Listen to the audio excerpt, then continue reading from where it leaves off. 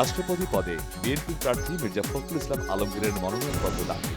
পদত্যাগ করেছেন মন্ত্রী, এমপি আর দলের মহাসচিবের পদ থেকে। বিএনপির স্থায়ী কমিটির বৈঠকে চূড়ান্ত করা হয় রাষ্ট্রপতি পদের জন্য বিএনপি প্রার্থী। দলের চেয়ারম্যান তারেক রহমানের সভাপতিত্বে এই বৈঠক হয়। রাষ্ট্রপতি প্রার্থী অলি আহমেদের মনোনয়নপত্র দাখিল।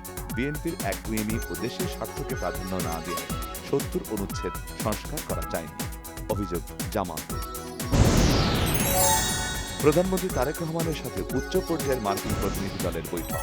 বাংলাদেশে বিনিয়োগ বৃদ্ধি সহ দ্বিপক্ষীয় বিভিন্ন বিষয়ে আলোচনা। প্রধানমন্ত্রী তারেক রহমানের ভারতে সফরের ব্যাপারে ঢাকা ইতিবাচক জানিয়েছেন পররাষ্ট্র প্রতিমন্ত্রী শামা ওবায়েদ।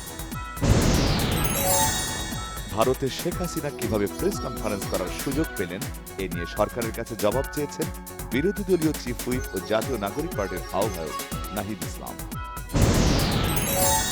মামলার জট কমানো এবং জামিন প্রক্রিয়া আরও সহজ ও স্বচ্ছ করতে ১২ জেলায় ই-বেইল বন্ড ব্যবস্থা চান। বিচার প্রার্থীদের ভোগান্তি কমবে বলেছেন আইনমন্ত্রী মোহাম্মদ আসাদুজ্জামান। গ্যাস আর বিদ্যুৎ সংকটে উদ্বিগ্ন ব্যবসায়ী ও শিল্পপতিরা। তারা বলছেন, জ্বালানি সংকটে ঝুঁকছে শিল্প কারখানা। কখন গ্যাসের চাপ বাড়বে তা জানেন না কেউ, কমছে উৎপাদন। আওয়ামী লীগ সরকার জ্বালানি খাতকে সংকটময় অবস্থায় রেখে গেছে, অভিযোগ বিদ্যুৎ, জ্বালানি ও খনিজ সম্পদ মন্ত্রী ইকবাল হাসান মাহমুদের। ২৪-এর গণ অভ্যুত্থানে মানবতা বিরোধী অপরাধে ওবায়দুল কাদের এবং নিষিদ্ধ ছাত্রলীগের সভাপতি সাদ্দাম সহ ৭ আসামির বিরুদ্ধে মামলায় আসামি পক্ষের দ্বিতীয় দিনের যুক্তি উপস্থাপন শেষ।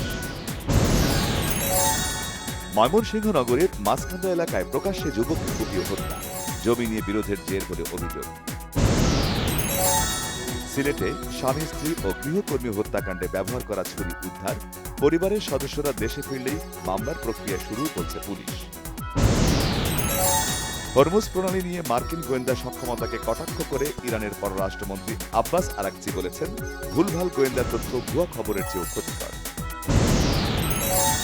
যুক্তরাষ্ট্রের টেক্সাসে মার্কিন সেনাবাহিনীর AH-64 অ্যাপাচি অ্যাটাক হেলিকপ্টার বিধ্বস্ত। রাশিয়ার কৃষ্ণসাগরীয় বন্দর নভরোসিস্কে ইউক্রেনের ড্রোন ও মিসাইল হামলায় নিহত ৩, আহত ২৪। ২৩ বছর পর অস্ট্রেলিয়ার মাটিতে টেস্ট খেলতে নেমেই বাংলাদেশের চমক। টাইগারদের বোলিং তোপে প্রথম ইনিংসে ১৯৮ রানেই গুটিয়ে গেল স্বাগতিকরা। ডারউইনে প্রথম টেস্টের প্রথম দিনে ৬ উইকেট নিয়ে অজিল্যান্ডের সেরা বোলিং হাসান মাহমুদের।